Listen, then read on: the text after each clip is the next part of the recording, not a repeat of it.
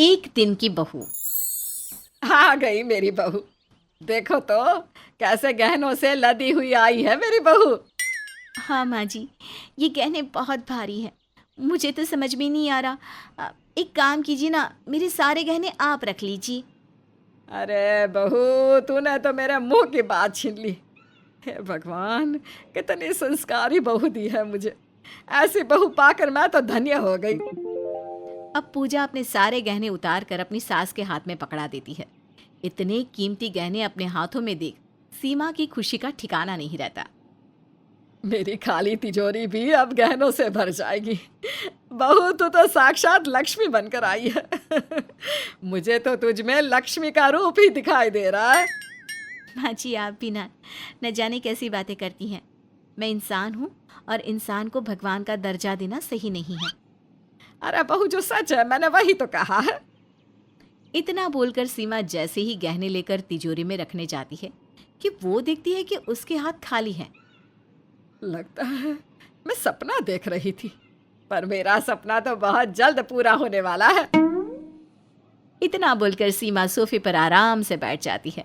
वो आज बहुत खुश थी, और होती भी क्यों ना, आखिर आज उसके इकलौते बेटे अर्जुन की शादी जो हुई थी। अब सीमा घर में दरवाजे पर एक टक लगाए बैठी थी। अब तक तो मेरे बहू और बेटे को आ जाना चाहिए था, फिर कहाँ रह गए मेरे बहू बेटे।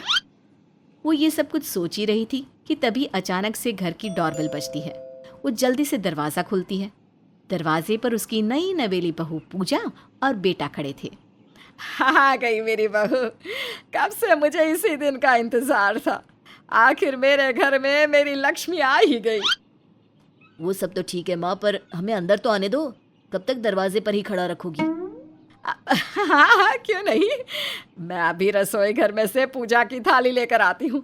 एक बार तुम दोनों की नजर उतार दूं, फिर घर में भी आ जाना। सीमा जल्दी से अपने बहू बेटे की नज़र उतारती है और अपनी बहू का गृह प्रवेश करवाती है। घर में आती ही सीमा अपनी बहू के गहनों को देखने लगती है। बहू, तुमने तो सच में बहुत महंगे गहने पहने हैं। ये गले का हार देखकर तो ऐसा लग रहा है मानो जैसे डायमंड का हो। माँ जी, लग नहीं रहा ये डायमंड का है। ये है ही डायमंड का। और ये देखिए, मेरे हाथों के कड़े, ये सोने के हैं, जो मेरी दादी ने मेरी माँ को दिए थे। और अब मेरी माँ ने मुझे। क्या? पुश्तैनी कड़ा? मैंने तो बस आज तक टीवी में देखा था, आज हकीकत में भी देख लिया। अच्छा माँ, अगर आपने गहने देख लिए हो तो क्या अब हम अपने कमरे में जाए? दरअसल हम दोनों बहुत थक गए हैं। अरे चले जाना, पर उससे पहले मैं अपनी बहू का सामान तो ले लूं, जो मेरी बहू अपने मायके से लेकर आई है। पर सारा सामान तो शादी से पहले ही दे दिया था। फिर अब कौन सा सामान रह गया माँ जी? अरे बहू, जो तुमने गहने पहने हैं वो। अब चलो, बिना समय गवाए फटाफट अपने सारे गहने उतार कर मुझे दे दो। मैं तुम्हारे सारे गहने लॉकर में रख दूंगी। अब जैसे ही पूजा को पता चलता है कि उसकी सास उसकी गहने मांग रही है, तो उसका मुंह देखने लायक हो जाता है और वो बड़ी हैरानी के साथ अपनी सास को कहती है, पर मैं अपने सारे गहने आपको क्यों दूं? ये गहने मुझे मेरे माँ बाप ने दिए हैं। और वैसे भी ये मांग टीका हार, कड़ा, पायल सब कुछ मेरी पसंद का है। तो फिर मैं अपनी पसंद की चीजें आपके लॉकर में क्यों रखूं? अरे रखने के लिए बहू, वैसे भी मैं तुझसे तेरी चीजें छीन थोड़ी ना रही हूँ। ये सब बहुत महंगी और कीमती चीजें हैं, कहीं तू इसे खो ना दे, इसलिए तुझसे ले रही हूँ, ताकि मैं इन्हें संभाल कर लॉकर में रख दूँ, और जब तुझे जरूरत हो तू अपनी चीज मुझसे मांग लेना। हरगिज नहीं, मैं अपनी चीज कभी किसी को नहीं देती। अगर आपको इतना ही कुछ संभाल के रखने का शौक है तो आप अपने गहने मुझे दे दो। मैं आपके गहने संभाल के रख दूंगी, और जब आपको जरूरत हो तो आप मुझसे मांग लेना। पूजा के इतना बोलते ही सीमा पर मानो जैसे आसमान टूट पड़ता है। आज तक जो सीमा पूजा से प्यार से बात कर रही थी, वो एकदम से पूजा के ऊपर भड़क उठती है। तेरे माँ बाप ने तुझे कुछ सिखाया नहीं क्या कि सास से कैसे बात करते हैं? अभी तुझे इस घर में आए एक दिन भी नहीं हुआ, और तू मुझे अपना असली रंग दिखा रही है, गिरगिट कहीं की। गिरगिट मैं नहीं, गिरगिट आप हो। जब तक गहने चाहिए थे कितने प्यार से बात कर रही थी। अब मैंने जब अपने गहने आपको देने से मना कर दिया तो मुझ पर भड़कने लगी हो। और रही मेरे माँ बाप की बात, तो मेरे माँ बाप ने मुझे सब कुछ बहुत अच्छे से सिखाया है।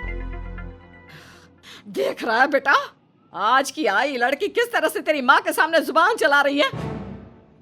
पूजा, अगर माँ गहने मांग रही है तो दे दो ना। गहने माँ के पास रहे या तुम्हारे पास, क्या फर्क पड़ता है? क्या फर्क पड़ता है? आपको फर्क नहीं पड़ता होगा, पर मुझे पड़ता है। मैं पुरानी बहुओं की तरह नहीं हूं जो अपनी सास के अत्याचार को सह लूं। मुझे आवाज उठाना आता है। अत्याचार? अरे पर मैंने तुझ पर कौन से अत्याचार कर दिए? अभी तो आए तुझे एक दिन भी नहीं हुआ और तू ऐसे बोल रही है। मेरे घर में आते ही ये आप जो मुझे टॉर्चर कर रही हो ना, इसे इसे अत्याचार कहते हैं। इस तरह से पूजा रोते हुए अपने कमरे में चली जाती है। अब अर्जुन भी पूजा को चुप करवाने के लिए कमरे में जाता है और उसे काफ़ी देर तक चुप करवाता है, पर पूजा तो शांत होने का नाम ही नहीं लेती। इसी तरह रात से सुबह हो जाती है और एक बार फिर सीमा अपनी बहू से बात करने के लिए जाती है। माफ करना बहू, पर रात में ना मैं तुझ पर सच में थोड़ी सी नाराज हो गई थी। पर देख, गलती भी तो तेरी ही है ना। आखिर सास माँ समान होती है। अब इसलिए आप जिद मत कर और गहने उतार कर मुझे दे दे। आखिर कब तक तू इन गहनों को पहन कर बैठी रहेगी, हैं? आप मेरी माँ नहीं, सास हो, और मेरी माँ कभी बन भी नहीं सकती, क्योंकि मेरी माँ ने कभी मुझसे कुछ नहीं मांगा। और मैं जब से आई हूँ तब से आप मेरे पीछे पड़ी हुई हो, बस मुझे टॉर्चर करती जा रही हो। अरे पर अब मैंने कौन सा टॉर्चर कर दिया? आप अत्याचारी हो, मुझे नहीं रहना इस घर में, मैं जा रही हूँ अपने मायके। अरे पर किस लिए? क्योंकि आप मुझे दहेज के लिए परेशान कर रही हो। अपने ऊपर इतना बड़ा झूठा और संगीन आरोप सुनकर सीमा की बोलती बंद हो जाती है। तो वहीं दूसरी ओर पूजा भी अपना सामान फटाफट पैक करके जाने की तैयारियों में लग जाती है। अरे पूजा, तुम कहाँ जा रही हो? मैं अपने मायके जा रही हूँ। मैं ऐसे घर में नहीं रह सकती जहाँ मुझे टॉर्चर किया जाए, मुझ पर अत्याचार किया जाए, मुझे दहेज के लिए परेशान किया जाए। अब मुझे माफ कर दे मेरी बहू। देख, अगर तुझे अपने गहने नहीं देना ना तो मत देना, पर इस तरह से रिश्ते नाते तो तोड़कर मत जा। अभी तो तेरी शादी को एक ही दिन हुआ है। जो सास एक ही दिन में अपनी बहू को इतना परेशान कर दे, भला वो सास आगे चल के क्या नहीं कर सकती। अर्जुन और सीमा के लाख रोकने पर भी पूजा नहीं मानती और अपना सारा सामान और गहने लेकर अपने मायके चली जाती है। इस तरह से एक दिन की घर आई बहू से सीमा का दिल पूरी तरह से टूट जाता है और उसके सारे सपने भी, जिसके बाद फिर कभी सीमा बहू के सपने नहीं संजोगती।